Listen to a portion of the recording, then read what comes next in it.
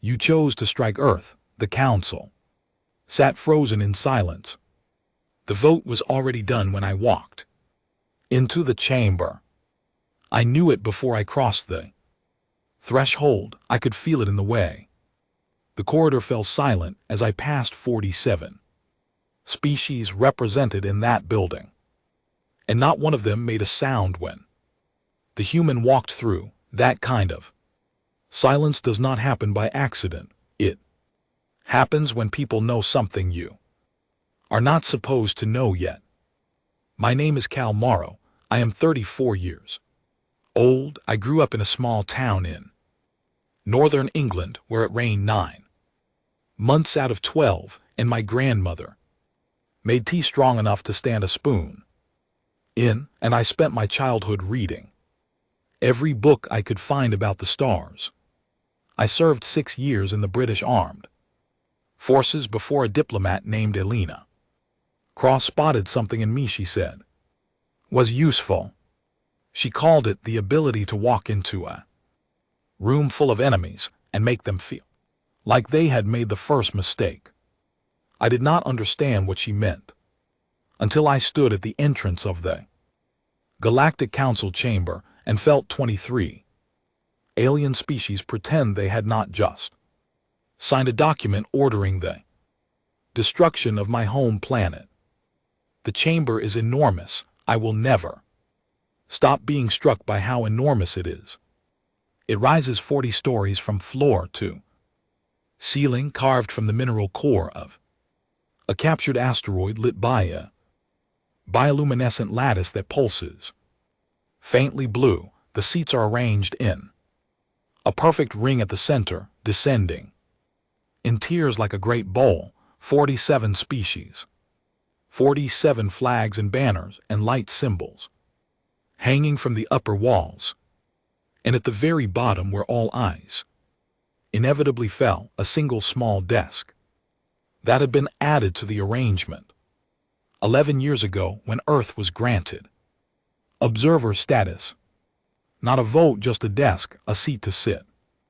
And while the adults of the galaxy made decisions, I had sat at that desk for 3 years. I had watched motions pass and fail, treaties signed and broken, trade routes negotiated over the heads of worlds that would never know the difference. I had submitted 14 formal requests for a speaking slot and been denied 11 of them. The other 3 had been granted in moments of procedural generosity, and I had used each one carefully, quietly, building a record of a human who listened more than he spoke. They thought that made me harmless. I sat down at my small desk. The session had already been called to order by the chair, an Arathian named Velishar, whose 6 limbs were folded in the formal arrangement of an opened meeting. Velishar had always been almost kind to me in the way that very powerful people are almost kind to someone they do not consider a threat. The Veil ambassador, whose name translated roughly as first voice of the expansion, sat across the ring at the elevated delegation platform reserved for species with full council membership. The Veil looked something like a heron crossed with a mantis. Long, precise, extraordinarily still. When they want to project authority, first voice was projecting enormous authority right now. I opened my document case. I placed 3 items on the desk, a printed copy of the motion that had been passed, which I had received through a source I was not going to name in this chamber, a small communication device, and a cup of tea in a sealed travel container, because I had learned in 3 years that these sessions ran long and the replicated beverages the council provided tasted like warm metal.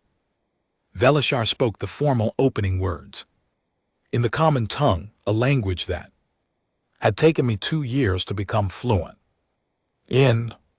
The motion before the council, now ratified by the required threshold, authorized a corrective orbital strike on the third planet of the Sol system. The language was precise and bloodless. Corrective, as though Earth had developed a problem that simply required fixing. The strike was authorized under Article 17 of the Galactic Resource Covenant, which allowed senior council members to take action when a developing world's activities created interference with established commercial corridors. Our mining operations in the outer belt had been disrupting Vale cargo routes. That was it. That was the whole reason. Not aggression, not a threat, not a crime, inconvenience. We had been inconvenient, and the solution that had been agreed upon by 23 species without a single conversation, with Earth without a single formal warning, without even the courtesy of a message, was to remove the source of the inconvenience. Remove, another precise, bloodless word. I let Velishar finish the formal reading. I let the chamber settle. I watched first voice of the expansion arrange their long neck into the angle that among the veil signals complete confidence. I had studied veil body language for 2 years. I knew every angle. Then I raised my hand. The room did not go quiet. It had already been quiet. What happened was something harder to describe, a change in the quality of the silence, as though the silence itself had noticed something.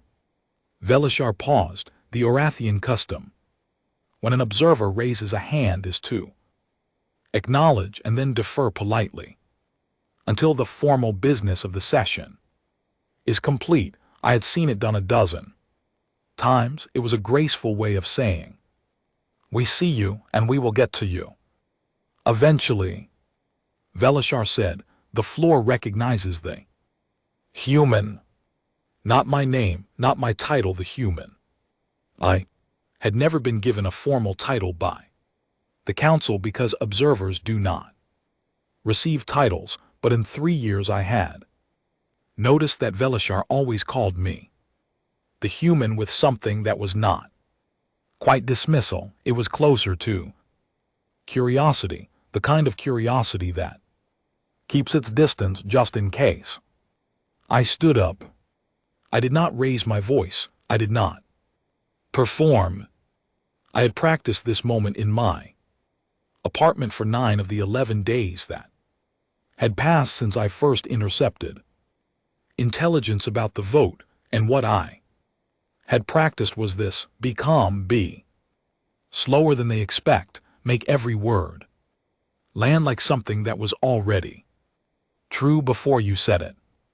I said I would like to formally inform this council that Earth has been aware of this vote for 11 days. The silence that followed was a different kind entirely. I watched it move around the chamber. Like a wave, I watched species that had been reviewing their data feeds look up. I watched first voice of the expansion go very, very still in the way a predator goes still, not relaxed still, but coiled still, the kind of stillness that is actually motion holding its breath.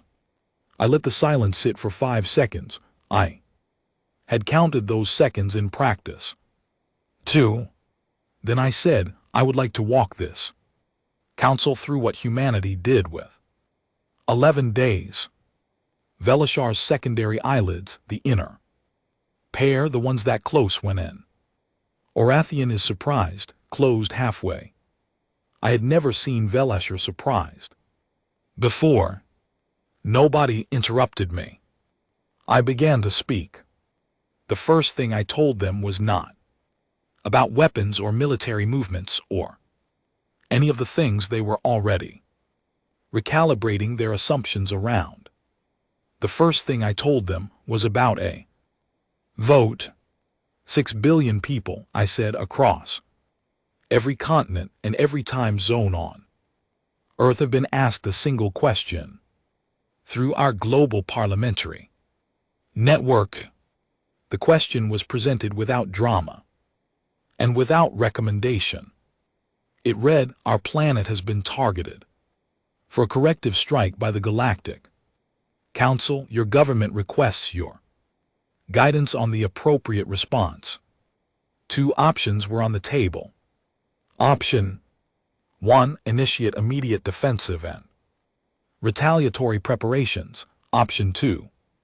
Prepare defenses and request a formal hearing before the Council first.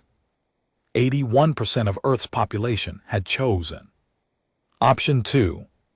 I paused after I said that number. I watched it land. I watched several delegates look at each other in a way that species do when they are trying not to show that they have just recalculated something important. I said, we were not told what to be afraid of. We were not told who had voted against us. We were given the plain facts and asked what kind of people we wanted to be. And 81% of humans, given a choice between striking first and talking first, chose to talk first. I picked up my tea. I took a sip. I let them sit with that first voice of the expansion had not moved. The angle of their neck had changed, though.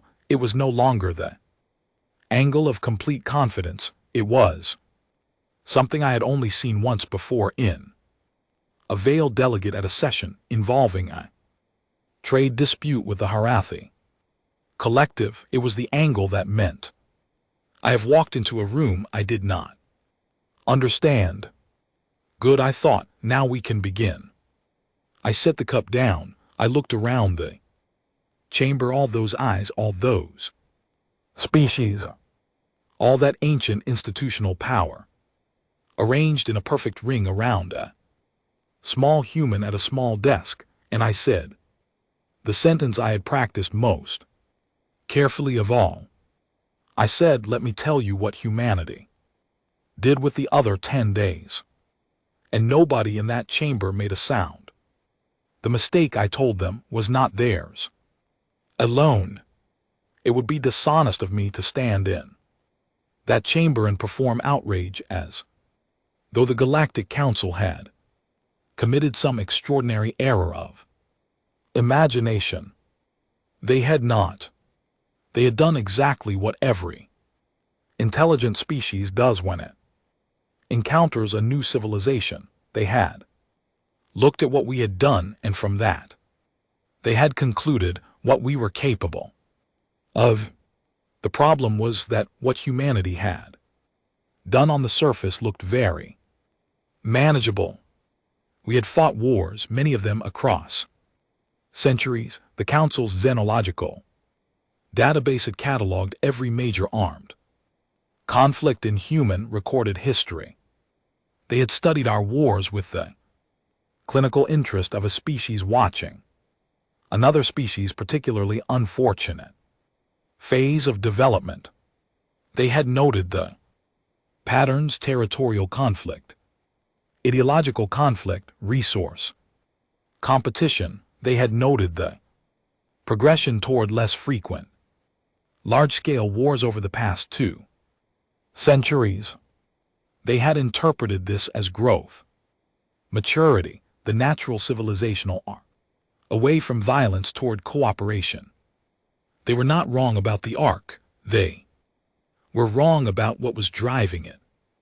I told the chamber this plainly. I said, you studied our history and you saw us becoming less violent. What you did not ask was why. The answer was not that humans had grown past our capacity for conflict. The answer was that we had grown very, very precise about when to use it and extraordinarily prepared for when someone else started it. Peace for humanity had never meant the absence of readiness.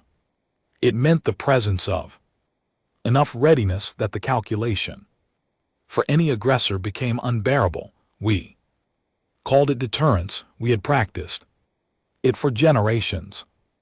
We had built entire philosophical, economic, and military frameworks around the idea that the best outcome was one where you never had to use what you had. Spend decades preparing.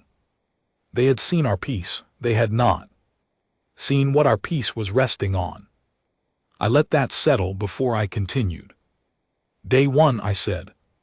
11 days ago, 4 hours after my intelligence source confirmed the vote was moving toward ratification, the United Earth Defense Network received a single encrypted signal from the Global Coordination Center. It was not an emergency broadcast. It was not a public alert. It was a quiet, prearranged signal, the kind that had been built into the system 40 years ago and tested quietly every 2 years since.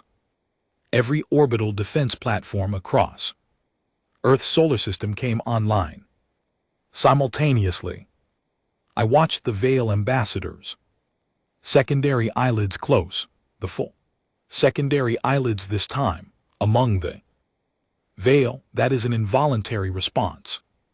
It means the body has received information that conflicts with a deeply held assumption. I continued without acknowledging it. These were not new platforms, I said. They were not hurried constructions, assembled in a panic. They had existed for decades, placed at precise gravitational anchor points across the system, powered by independent reactors, maintained by rotating crews who had never been publicly identified as military personnel.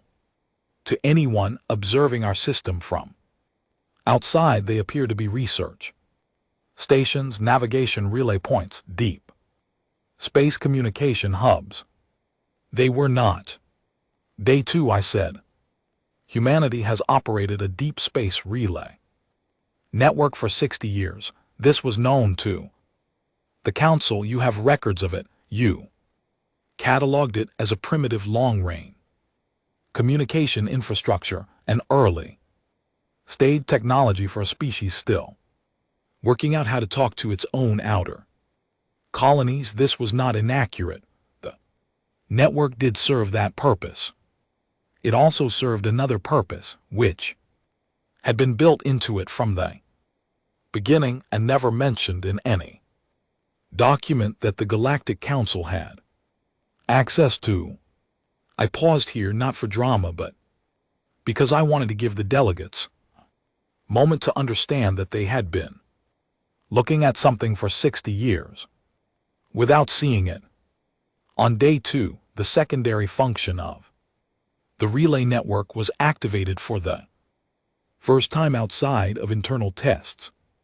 I will not describe its full capabilities in this chamber because some of what it does is still classified by Earth's government, and I was instructed to share only what was necessary to make the Council understand the situation they were in.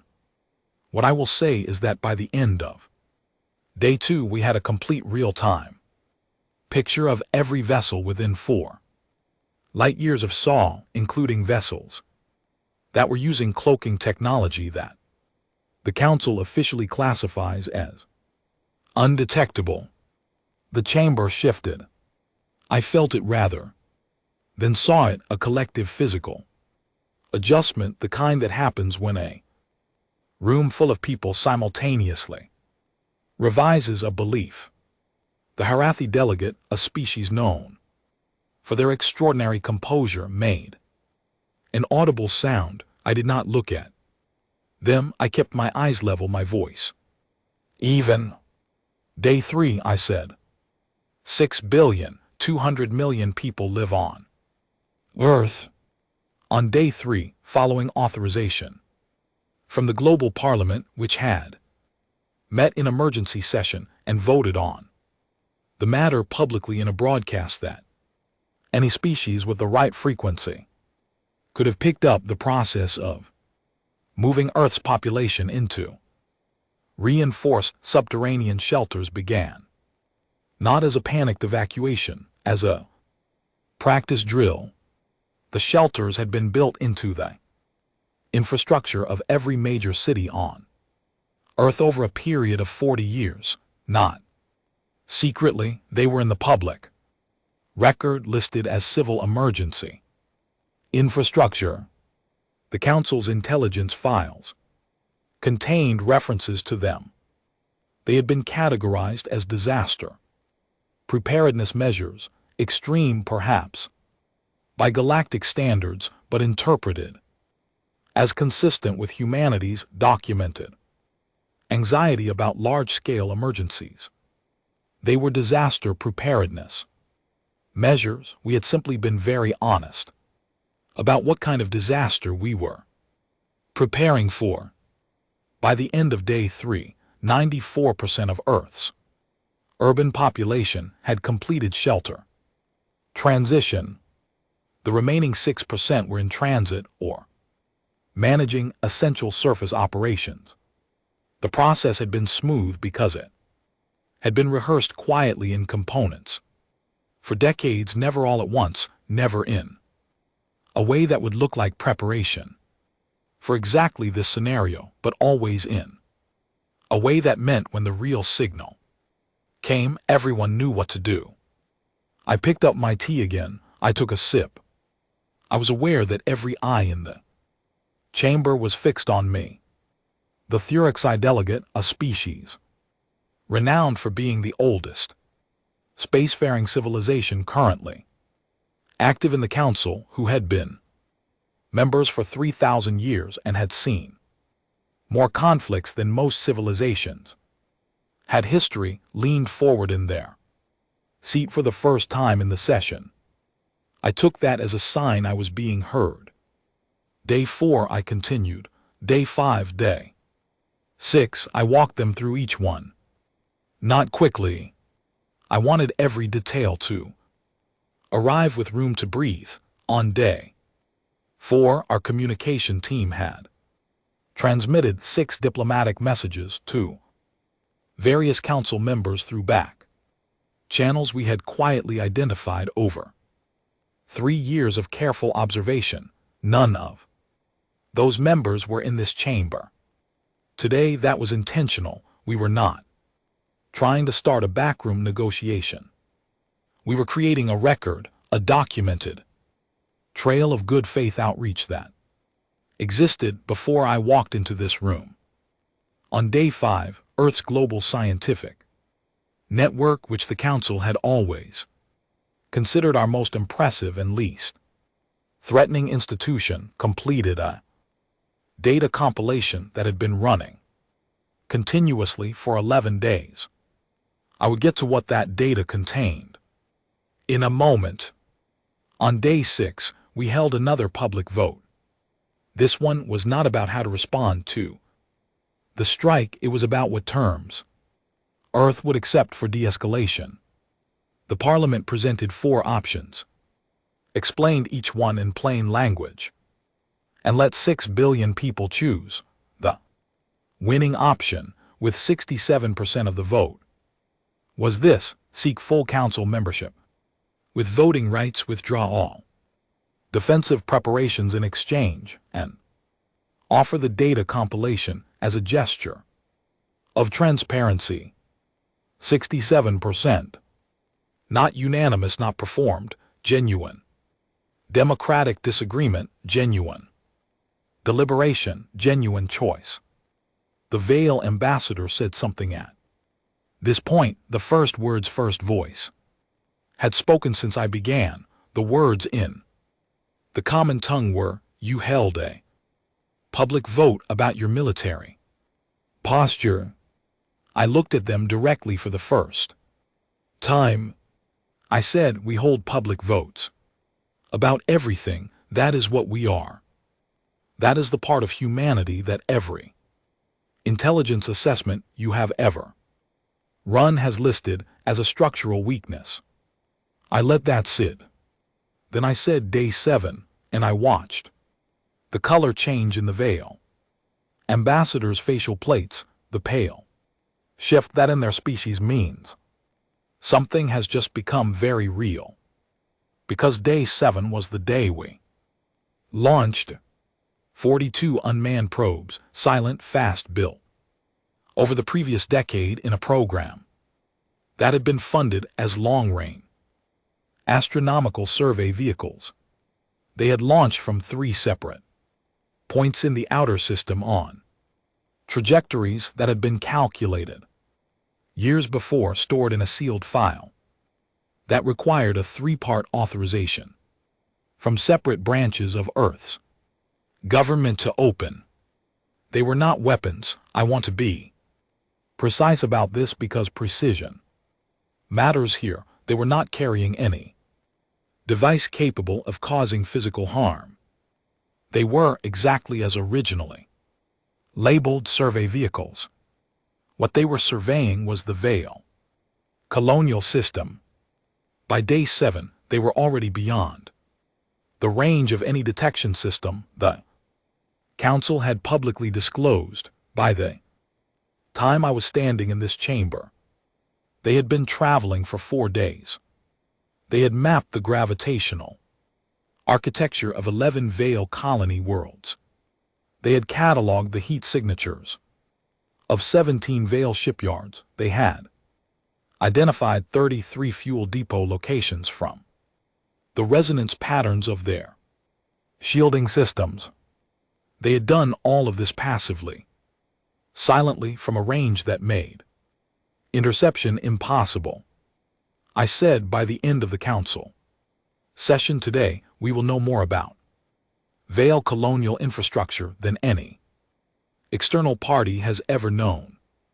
We will know it more precisely than most internal Veil surveys, because our instruments were designed by a species that spent 2 centuries mapping every rock in its own solar system just to understand what was there. The chamber had gone beyond quiet. It had gone into a state I had no word for. In English, something between held breath and suspension. The way a moment feels when everyone in a room understands simultaneously that the situation they believe they were in is not the situation they are actually in. First voice of the expansion had their neck at an angle I had never seen before. I did not have a word for it in my notes. I would have to add a new entry.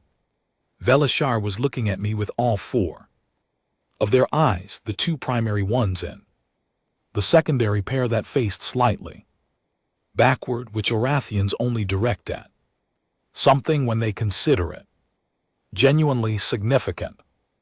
I said, I told you what 42 probes accomplished. I have not yet told you where the other assets are. I let that sentence exist in the room for a moment. Then I said, let us talk about what Earth would like to propose. Here is the thing about humans that no external observer has ever correctly accounted for, and I have thought about why that is for most of my adult life.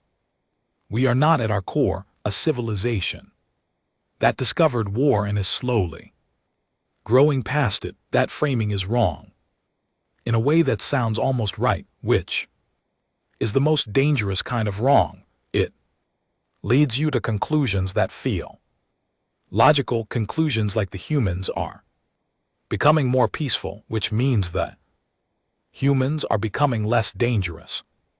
Watch for a few more generations and they will be genuinely manageable. What we actually are is this.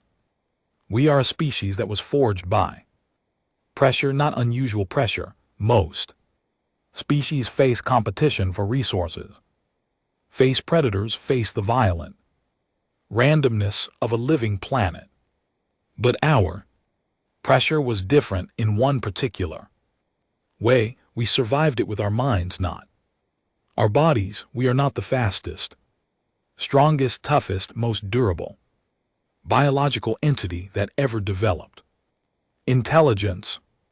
We are, by the physical standards of the galaxy's major species, quite fragile. We have no natural armor. Our sensory range is limited. We sleep for 8 hours out of every 24, which is an extraordinary vulnerability for any creature that has ever faced predation. We get cold easily. We get hot easily. Our bones break. And yet here we are. The reason is not that we became peaceful. The reason is that we became extraordinarily good at turning every available resource into a tool, every available tool into a system, and every available system into a network that was harder to destroy than any individual part of it. We survived not by being hard to hurt, but by making it very expensive to keep hurting us. Every time something tried to eliminate us, drought, ice, disease, other humans, we adapted in a way that made us more resistant to the next attempt. That instinct did not leave us when we developed civilization. We just started applying it at larger scales. I said all of this to the council, not as a speech, as an explanation. There is a difference and it matters. A speech is performed. An explanation is given, and you give it because you believe the people in the room are capable of understanding it, and you want them to. I believed that. I had always believed that. Elena Cross had told me when she recruited me that the most important quality she was looking for was someone who genuinely thought the galaxy could be reasoned with. She said she had met a lot of people who were willing to fight for Earth and very few who were willing to talk for it, and she needed the second kind because the first kind was already well covered. I was trying to talk for Earth right now.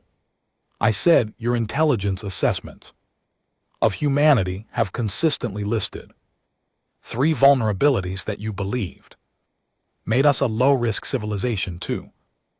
Manage. 1. Internal division. 2. Short-term thinking. 3. Emotional decision-making. I paused.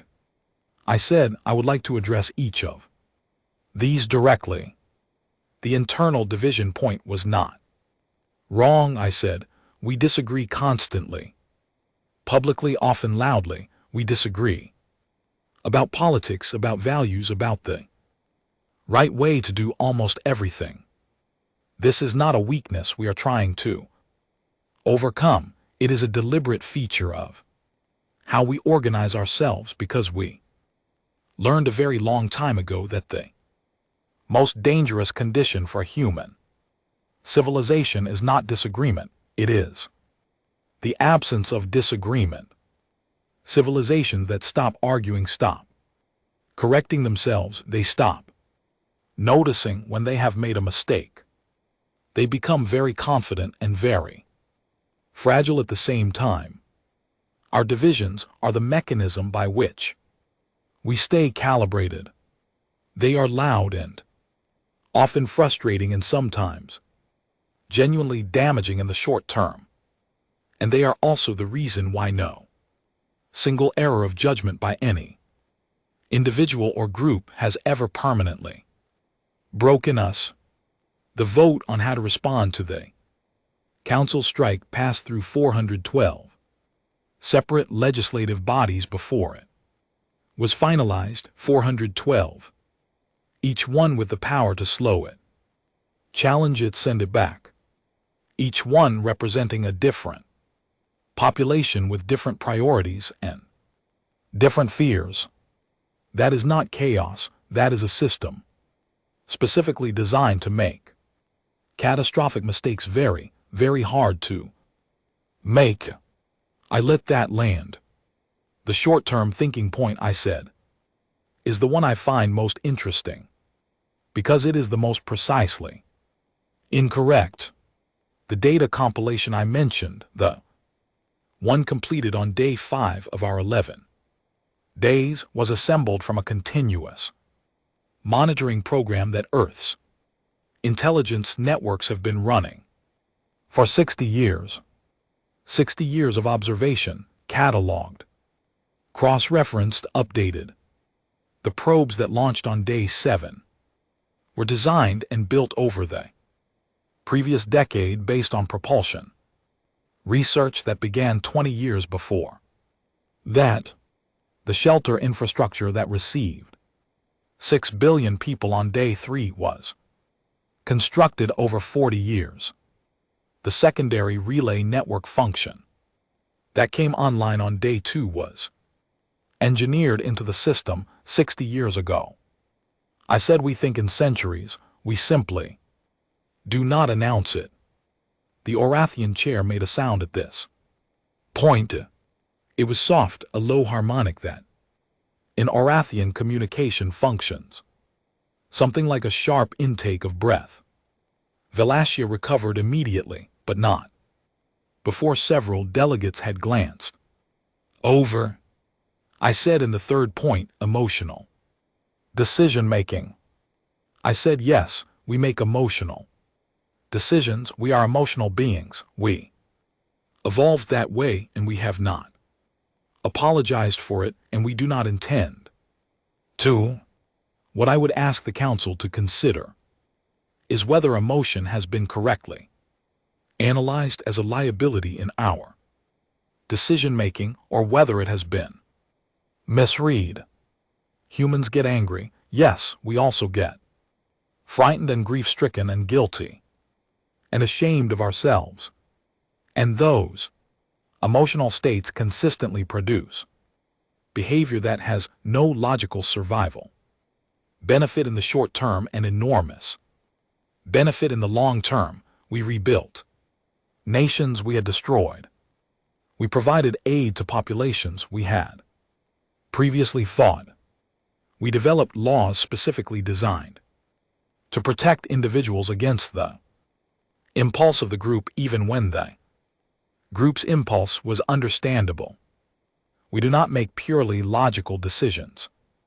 We make human decisions, and human decisions at their best are ones that account for the future cost of present choices in ways that pure logic run by beings without memory of suffering consistently misses.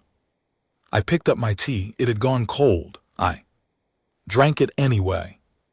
The Veil ambassador, first voice of the expansion, had been silent through all of this. The silence of first voice was no longer the silence of authority. It was the silence of a being sitting in a room. They had entered believing they were the largest presence in it.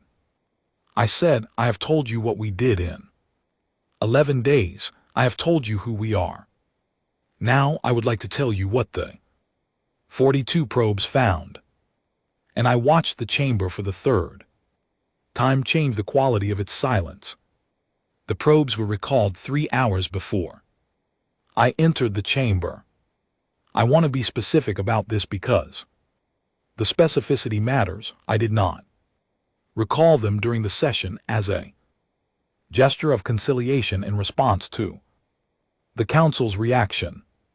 I recalled them before I arrived, based on a decision made by Earth's Parliament 4 days earlier, before the session date was even confirmed. The recall signal had been sent. The probes were already turning back. By the time I sat down at my small desk and opened my document case, the 42 probes were no longer on an outward trajectory. I told the Council this clearly, and I told them exactly why. The Parliament's reasoning, as written in the motion that authorized the recall, was as follows. The purpose of the probes was demonstration, not deployment. We needed the Council to understand that we had the capability, the precision, and the reach to gather that information. We did not need to keep gathering it indefinitely, and we did not need to keep the Veil colonial system under surveillance as a bargaining tool. That would have been leverage, and leverage the parliamentary debate had been specifically rejected as an approach. Leverage, one of the senior delegates, had argued in the session I had watched from a streaming feed in my apartment, is how you win a negotiation. It is not how you build a relationship. And we need to decide right now whether we are trying to win today or whether we are trying to build something that lasts. The motion to recall the probes had passed with 78% support. I read that number into the chamber record. I watched first voice of the expansion's facial plates shift through 3 different color states in roughly 4 seconds. Among the veil, rapid color change in the facial plates is a sign of deep cognitive processing, the body responding to information that the mind is still working to integrate. The Thracian delegate, who had not spoken in any session I had ever attended, spoke for the first time.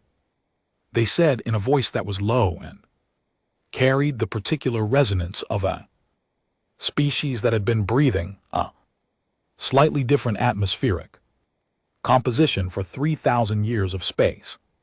Flight Ambassador Morrow, your Parliament debated the ethics of keeping surveillance on a civilization that had voted to destroy you and chose to stop the surveillance voluntarily. It was not quite a question, it was the kind of statement that functions as a question when the speaker cannot quite bring themselves to phrase it as one, because they are not sure they are ready for the answer. I said yes. The Thracian delegate sat back. They did not say anything further for the rest of the session.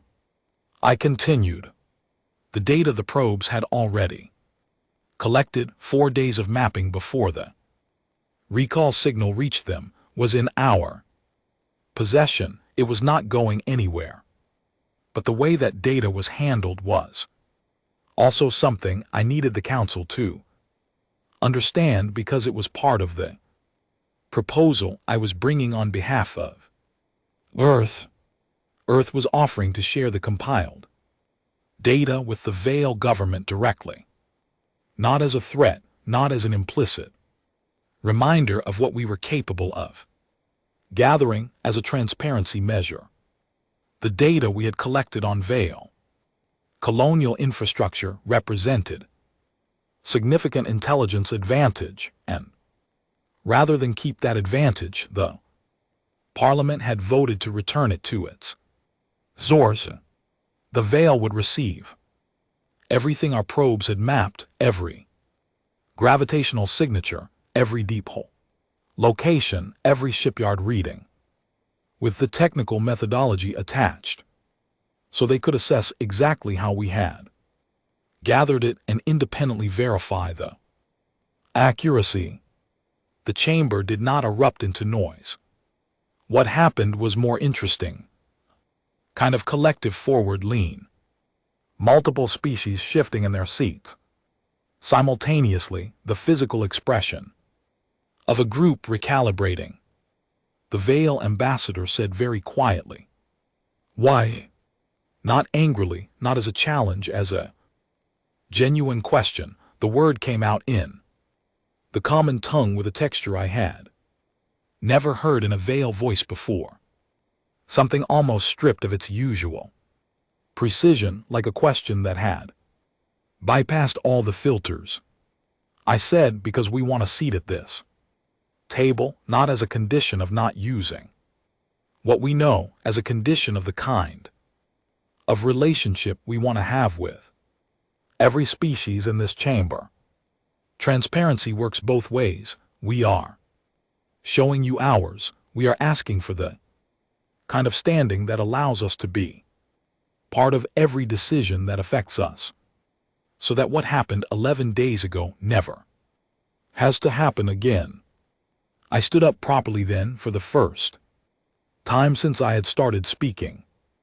Not for drama, my back had begun to ache, and the medical officer who had approved my credentials 2 years ago had told me I needed to stop sitting in that particular chair for extended periods. But it also felt right to be standing. When I said the next part, I said Earth is requesting a full voting seat on the Galactic Council, not observer status, not advisory standing. A vote, one vote equal in weight to every other vote in this chamber, including the vote of species that have been members for 3,000 years. I said, in exchange for that seat, Earth will formally withdraw all defensive military posture to pre-incident levels, share the complete probe data with the Vale government, and submit to a full transparency audit of any Earth program that any council member believes represents a security concern, conducted by an independent panel that Earth does not appoint and does not supervise. I said, we are not asking to be trusted, we are offering to be verified. There is a difference. I sat back down. First voice of the expansion had been still for so long that several delegates had glanced at the Vale platform to confirm that the ambassador was still conscious. The long neck was at an angle I had noted in my observation files under the category unclassified. It was an angle I had never documented before. If I had to describe it in terms of human body language, I would say it looked like a person who had walked into a building expecting it to be small and found that it went on in every direction, without visible walls. Velishar said, this council will recess for deliberation. I said, of course.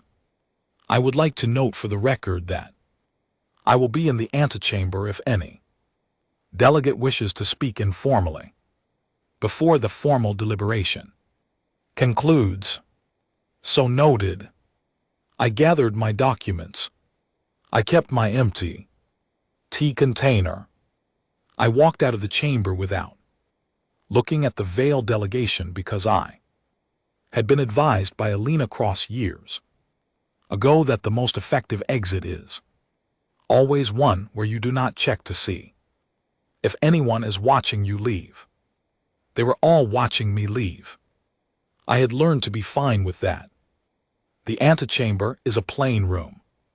This always surprises visitors. The council chamber is staggering in its architecture and the room immediately outside it is 4 white walls, a low table, and a set of chairs that were clearly designed for Arathian proportions and are uncomfortable for every other species. There is a wall panel that provides beverages, and as I have noted, the beverages are not good.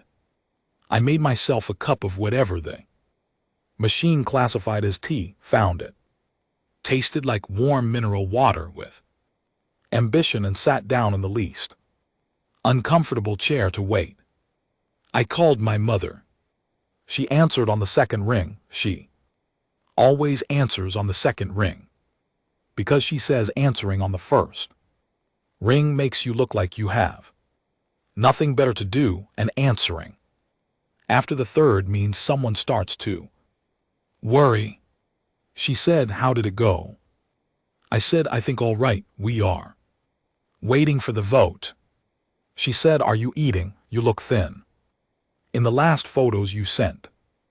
I told her I was eating. I was not entirely sure this was true. The 11th day had involved a lot of working through meal times. She said, your grandmother called.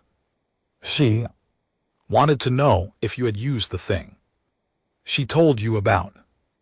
My grandmother's advice, delivered the evening before I left for the council station, had been this: when you are in a room full of powerful people and you need them to listen, do not try to be impressive, just be quieter than they expect. Powerful people are not used to quiet, it unsettles them more than shouting. I told my mother I had, and that it seemed to have worked. She said, "Good, that woman knows things." We talked for a while, not about the council, not about the session. She told me the weather had been difficult at home and that our neighbor's dog had learned to open the gate and had been visiting unannounced, and that my younger brother had finally passed his engineering qualification and was insufferably pleased with himself about it. I listened. I drank my bad tea. I let the information about ordinary life settle over me like something familiar and solid, because there is a particular kind of exhaustion that comes from performing competence in front of 47 species for several hours, and the antidote to it is not rest, it is reality. The door opened 40 minutes into my wait. It was not a council official, it was Velishar. The Orathian chair coming to the antechamber personally was, as far as I was aware, unprecedented. I stood. My mother said, "Who is it?" And I said, "I will call you back." She said, "All right, but eat something." I promised I would. Velishar stood in the doorway for a moment in a way that I learned to read as the Orathian equivalent of composing themselves before speaking. Then they entered and let the door close behind them. Velishar said, "The veiled delegation has requested to abstain from the vote." I said, "I see." Velishar said, "They cited conflict of circumstance." First voice of the expansion has also requested to make a brief statement to the full chamber before the vote is taken. It will not affect the outcome. The chair has assessed the preliminary positions. I said, "And the preliminary position suggests." Velishar's four eyes arranged themselves in the pattern that meant direct engagement, the primary and secondary pairs all oriented at the same subject simultaneously. Velishar said, "Ambassador Morrow, I have sat in this chamber for 19 years. I have watched 43 species receive full council membership. In every case, the membership was granted because the applying species had met a threshold of development of technology, of demonstrated stability." Velishar paused. Velishar said, "I have never before watched a species receive membership because the chamber was afraid of what would happen if they did not extend the invitation. I want you to understand that I am saying this as an observation, not as a criticism." I considered this for a moment, then I said, "With respect, Chair, I think the chamber should not be afraid of us. I think the chamber should understand us. Those are different things, and which one we end up with depends on what kind of relationship we build from here." Velishar said, "Is that what today was? An introduction?" I said, "I hope so. The other version of today would have looked very different. And 6 billion people voted specifically to make sure it did not." Velishar was quiet. The secondary eyelids did not close this time. The Orathian face, I had come to understand, was most readable in stillness, and what Velishar's stillness said right now was something I did not have a word for in any language I spoke, but that felt in a way I could not entirely explain, like the beginning of something. Velishar said, "The vote will be called in 20 minutes. The chair would be grateful if the Earth representative would be present." I said I would be there. Velishar turned to leave. At the door, they paused, and this was new, this pause, this un-Orathian hesitation, and said without turning back, "Ambassador, What your grandmother told you, it was good advice. I had not mentioned my grandmother in the chamber. I had not mentioned the call. I said, how did you? Velasher said, the antechamber is not monitored. The corridor outside it is. And left. I stood there for a moment in the plain room with the uncomfortable chairs and the bad tea, and I thought about what Aliana Cross had told me when she recruited me. She had said that humanity's greatest underestimated quality was not our technology or our military readiness or our capacity for organized resistance. She had said it was something simpler and harder to quantify. She had said, we surprise people not because we are unpredictable, but because people always assume they have finished learning what we are capable of, and we never let them be right about that. I straightened my jacket. I picked up my document case. I finished the last of the bad tea and left the cup on the table. I walked back into the chamber. The vote took 3 hours. 3 hours of formal deliberation, procedural motions, recorded statements from delegates who wanted their positions documented for their home governments. I sat at my small desk and listened to species with names I had spent 3 years learning to pronounce correctly make arguments for and against and around and beside the question of whether humanity deserved a chair at the table they had been sitting beside for a decade. Some of the arguments were generous. The Haligiri Collective argued that Earth's response to the strike authorization had demonstrated exactly the kind of restraint and multi-layered institutional decision-making that the Council valued. The Thursday delegate made a second appearance on record, brief, characteristically precise, and said that a civilization which voluntarily abandoned a significant intelligence advantage as a diplomatic gesture had demonstrated sophistication of strategic thinking that the Council would be unwise to keep outside the room. Some of the arguments were cautious.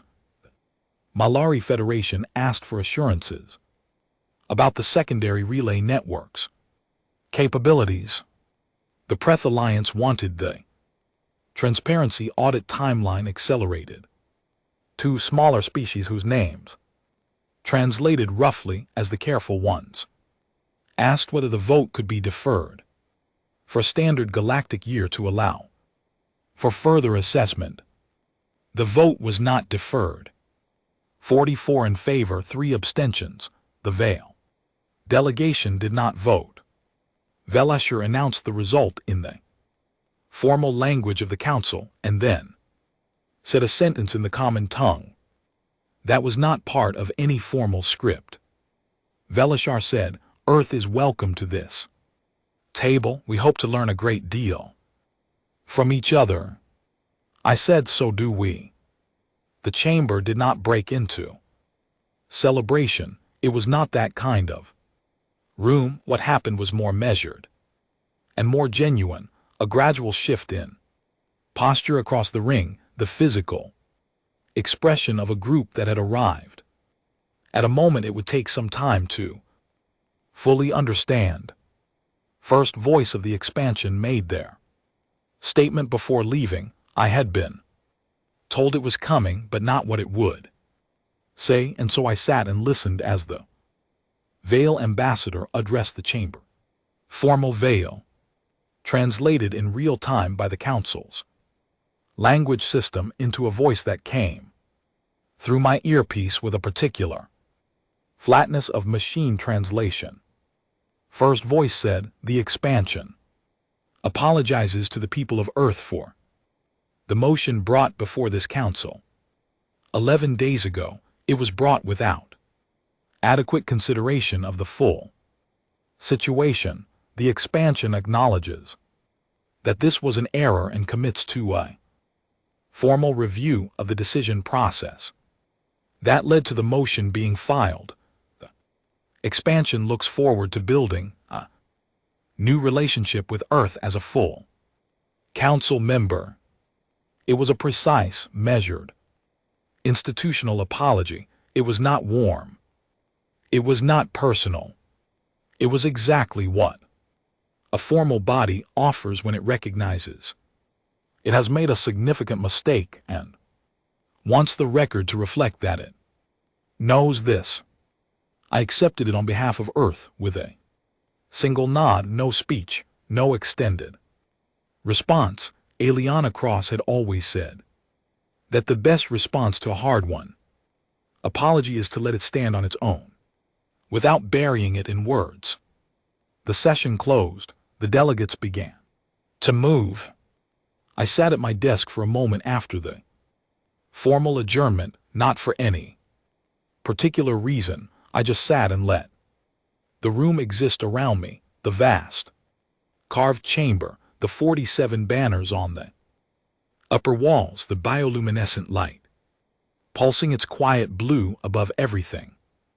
I thought about how many decisions had been made in this room over the centuries.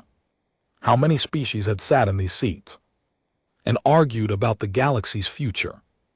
How many of those arguments had happened without a single human voice in the room. Not anymore. A delegate stopped beside my desk on their way out. The Harathi representative, a species that looks something like a small tree, that has decided to take up walking.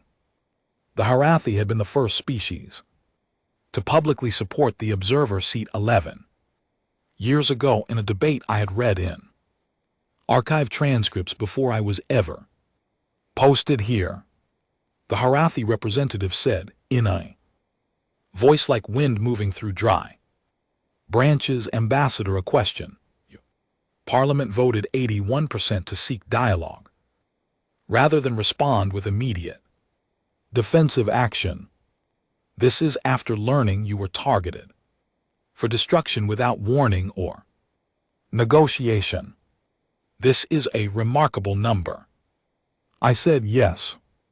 The Harathi said, the 19%, what did they vote for? I said for immediate response, for taking what we had built and using it. Before being asked to talk, the Harathi said, and you are not concerned that 19% of your population believes that was the right choice. I thought about this.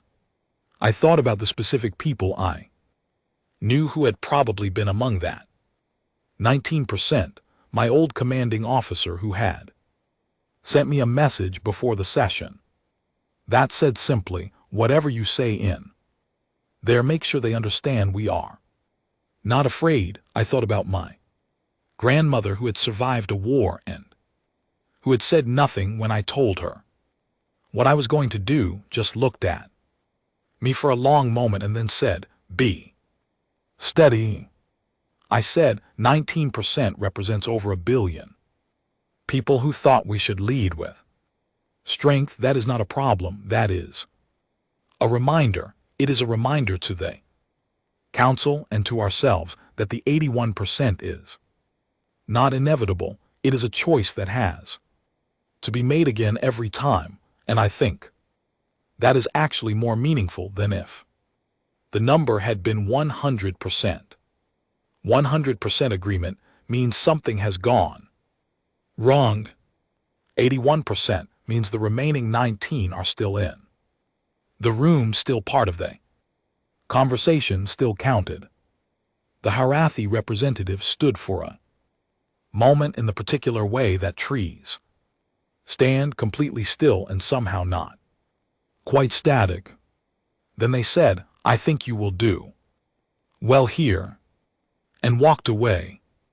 I gathered my things for the last time and left the chamber.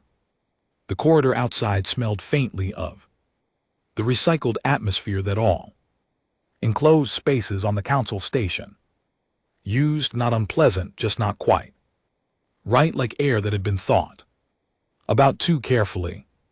I walked through it with my document case and my empty tea container and the small data set chip in my jacket pocket that contained the complete probe survey, ready to be transmitted to the Vale government secure channel before the end of the station day.